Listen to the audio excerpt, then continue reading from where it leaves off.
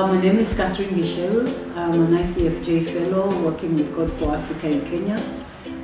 I'll be trying, and actually not trying, working very hard to make sure that local journalists and local media houses start using data to tell compelling stories. We have very good stories, but they tend to be very superficial, or they tend to look very unresearched and not deep enough, and don't seem to cover all the nuances because we don't use information which is actually out there. Until July last year, I was the editor of the Star newspaper, which is one of the fastest growing print products in newspaper in Kenya. I started it in 2007. Prior to that, I was the news editor at one of the largest media houses in East Africa, actually, which is The Nation. I was the news editor of its flagship publication, which is The Nation. I worked as the investigations editor at the Sunday Nation, which is one of the largest circulation weekend paper, which is under the same group. And generally, I've worked almost every section of The Nation publications.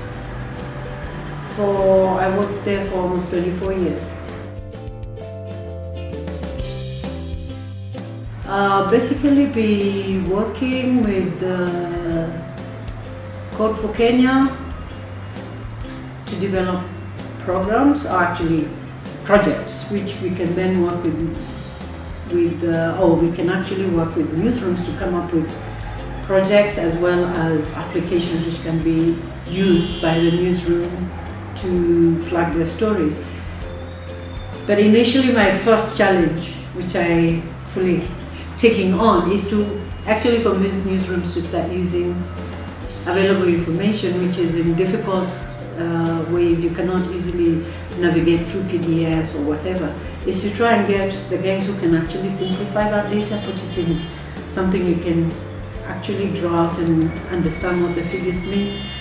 Those are the techies, as well as journalists who believe there is a story somewhere, but exactly whether it's proving their premise, whatever it is that they're thinking, whether they can actually do that. So I will be working with the techies we have at the Code for Kenya, as well as journalists who know how to tell stories, but maybe not necessarily understand the figures, see how we can work together. Health is huge, because I think when you know what you need, people don't seem to have a lot of information.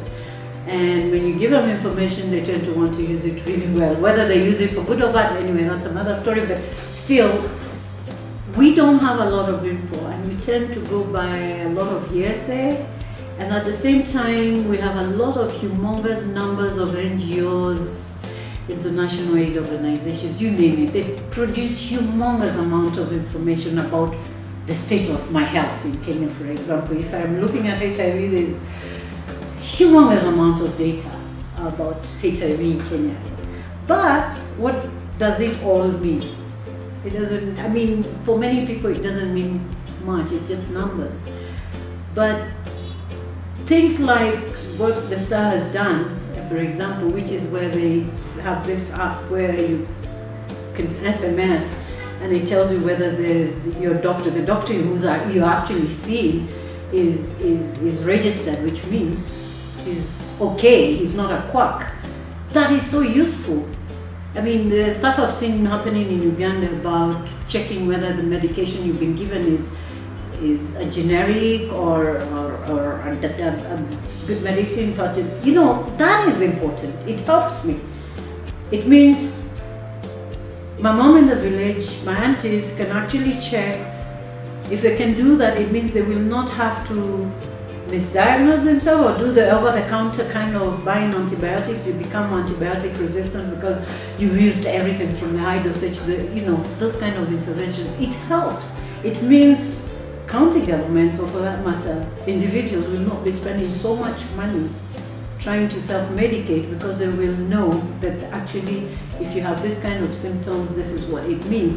That is data which is out there, which is not usable for me and you on the street, but which can be made usable through simple things like phone apps, mobile phone apps, because we are a mobile nation. So that has an impact.